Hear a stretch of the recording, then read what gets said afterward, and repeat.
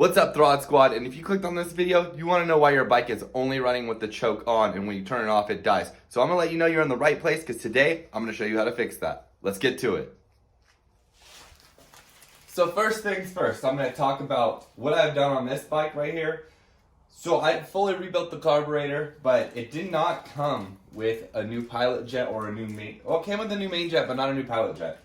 So I replaced everything except for the pilot jet on this bike. So it only runs when I have the choke on, and as soon as I turn it off, the bike dies. So what we're going to be doing today is we're going to be swapping this out for a new jet. I cleaned the previous jet. It had a lot of green corrosion on it, and it may just have been so corroded that it was just way too far gone. So today I'm going to be removing this carburetor back off this bike again for probably the third or fourth time that I've done it since I've owned it. And I'm going to pull it off and I'm going to replace it. And instead of going with the stock original 40 pilot jet, I'm actually going up to a 42 just because I'm at a little bit higher elevation, and I feel that putting a little bit more fuel in here is going to make it a little bit easier when I'm trying to kickstart it. It should give it a little bit more fuel right at the beginning just so I could run it a little bit more rich. That way it'll be a little bit smoother, everything will be a little bit safer. So let's get into it. Also, real quick, just want to let you know, don't forget to subscribe. It's not a game, it's a rich thing.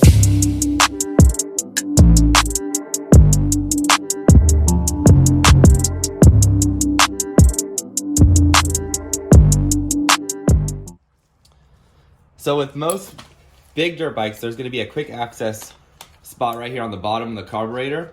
And don't worry, if you don't have this on your carburetor, stay tuned. I will show you how to do that in just a minute.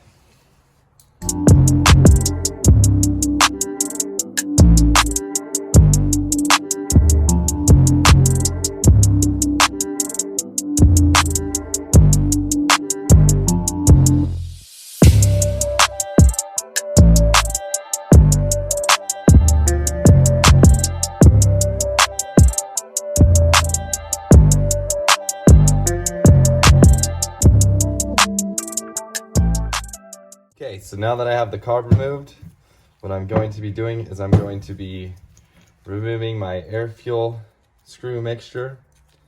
I'm just going to spin it out as best I can, and hopefully everything comes out with this as it should.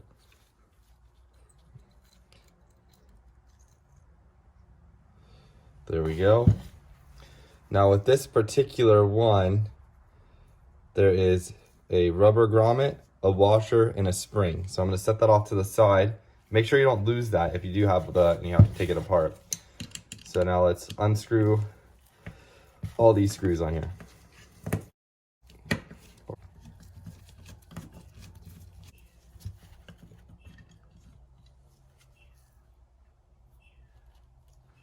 So now we have the top off. I know I should probably use the exact fitting for this. I'm not going to strip it out. These don't go on very tight. So this right here is your main jet. That is your needle that sits inside here. So I'm going to set that off to the side. So now I grab my socket. I'm going to set my socket in here and we'll twist that off. There we go. Just like so. And these two do unscrew just like this. So now I can remove this plastic cover.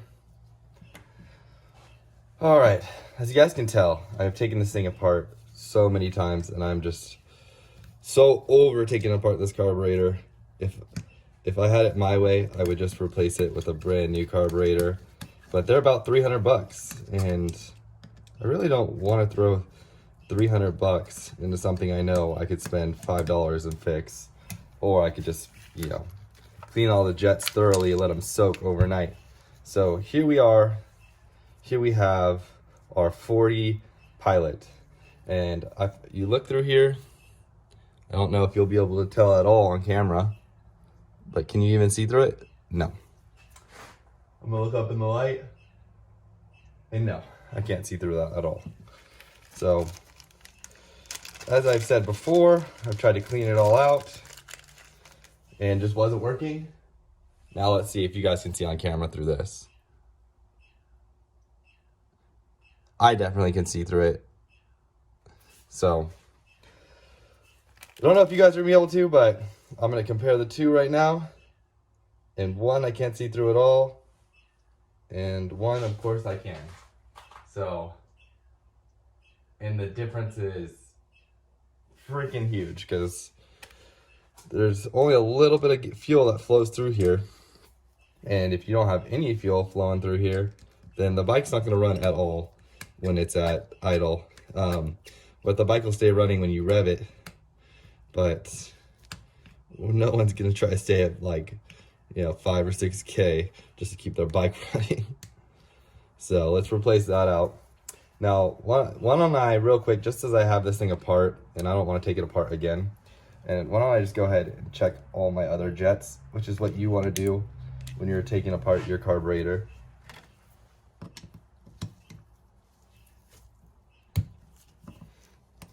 Here we are.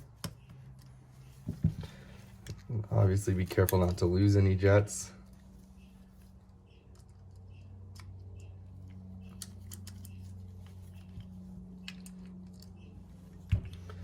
So let's check this one real fast.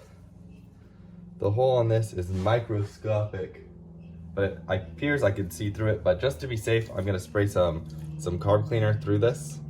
And the cool thing about most of these jets is the tube pretty much will fit right on the top of it like that, perfect. So you could just put it on there and then just spray it right through.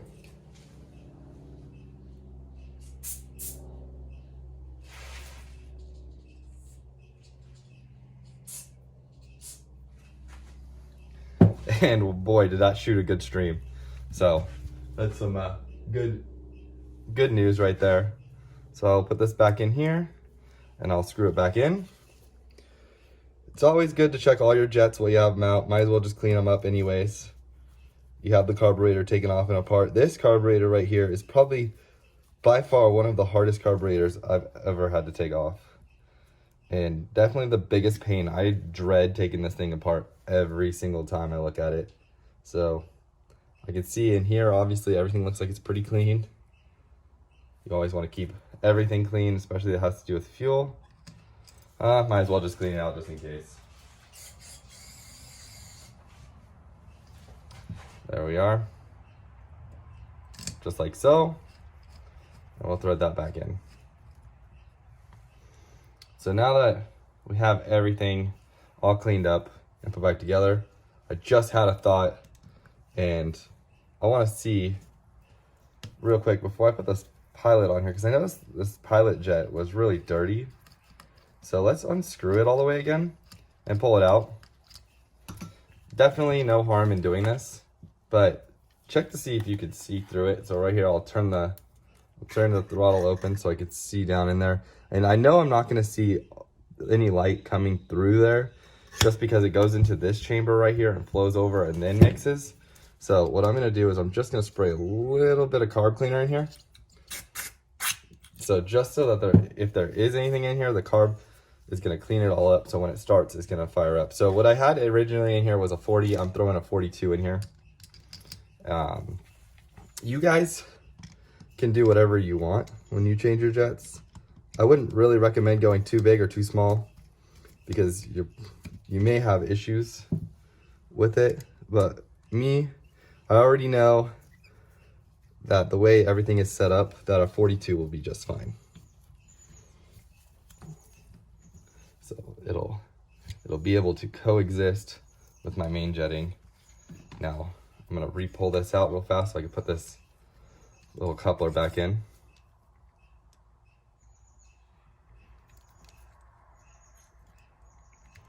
So throw that little plastic piece back in, throw that down, thread it back on.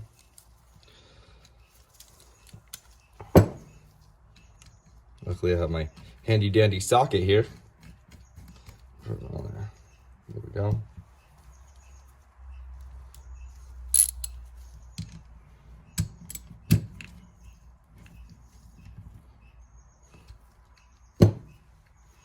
Now this is my main jet right here.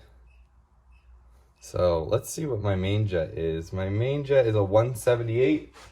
And I hold it up to the light and I can see perfectly through there. So let's see if you guys can. So definitely a lot of light coming through that. So I'm gonna thread this right on here. And just throw it in there. And you don't want to thread this down too tight. You just want to be very gentle with it, which is why I just use a pair of pliers. And just give it a little bit of a snug. And that's it. So you don't want to tighten it down too tight. Now we're also going to be checking the tip of this air fuel mixture screw. So it looks like it's pretty good. So I'm just going to make sure I keep everything intact. Don't lose any of the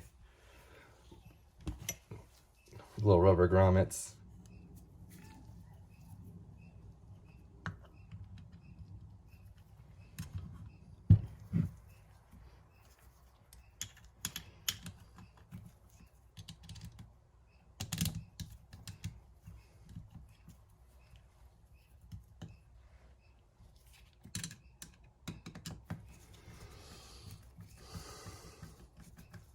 All right. Now everything should go back together smoothly. Just put your screws back on and put it back the same way you disassembled it and throw it on the bike and we'll see how everything runs.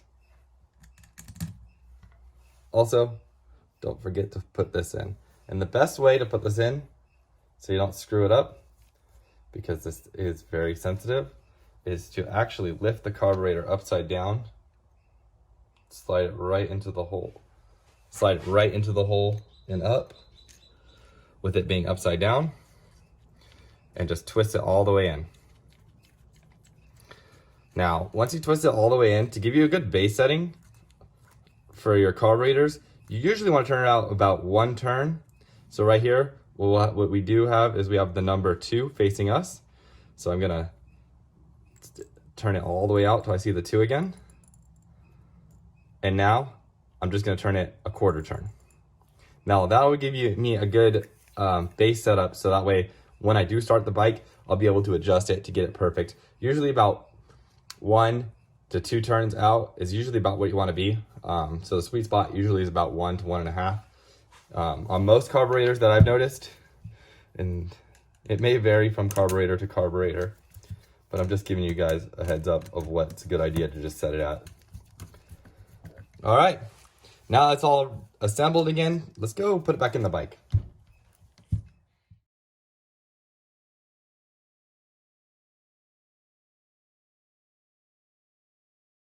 All right, so now I have it hooked up. I don't actually have it all reassembled because I just want to see if it works.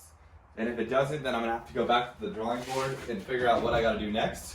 So let's see if I can just fire this thing up with the way it is. I'll pull the choke out. Obviously, it's not going to be tuned correctly. So I just have the pipe kind of hanging on there. So let's see what we got here.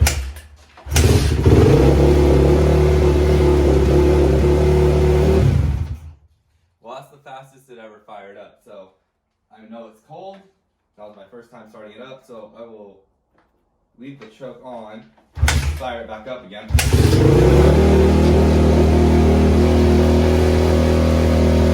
Now I don't have the throttle cable assembled.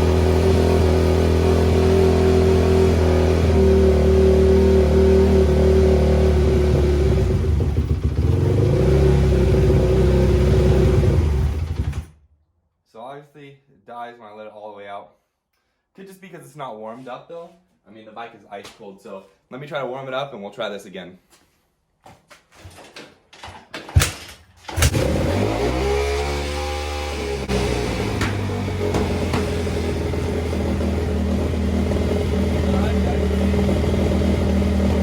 The choke is off.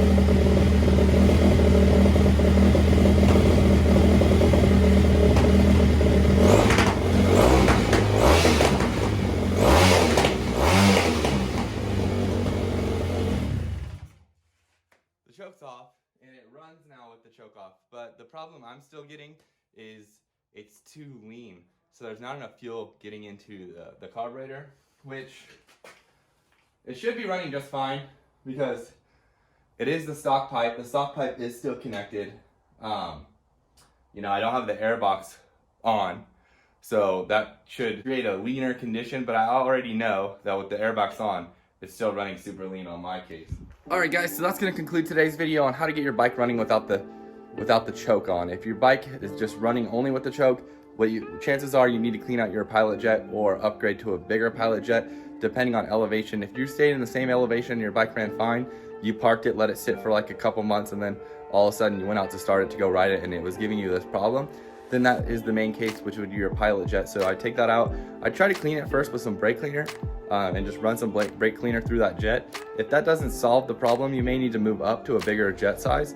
But normally with like this case scenario right here with this bike, it started pretty quick once I had the choke on when I put the new jet in there. So I'm gonna take this off, I'm gonna upgrade to a bigger jet, I'm gonna try to test it out, but I may have problems with the head on this bike because I do not know the condition of this bike. I did get it from my friend for free.